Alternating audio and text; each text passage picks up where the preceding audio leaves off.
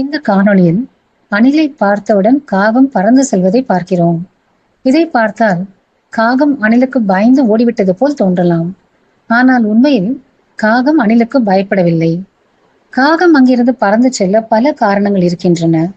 பொதுவாக இந்த இரண்டு உயிரினங்களும் ஒரே சூழலில் சண்டை இல்லாமல் வாழ பழகியவை. இதை ஆங்கிலத்தில் கோ எக்ஸிஸ்டன்ஸ் என்று அழைக்கிறோம். அதனால் பல நேரங்களில் காகம் தேவையில்லாத மோதலை தவிர்த்து விட்டு கொடுத்துவிடும். சில சமயங்களில் அணில்களும் மிகவும் துணிச்சலாக உணவை பறிக்க முயற்சிக்கும். அதே நேரத்தில் பறவைகளுக்கு ரக்கையிலோ கால்களிலோ ஏற்படும் சிறிய காயம் கூட அவற்றின் பறக்கும் திறனை பாதிக்கக்கூடும். அதனால் தேவையற்ற சண்டைகளை காகங்கள் பெரும்பாலும் தவிர்த்துவிடும்.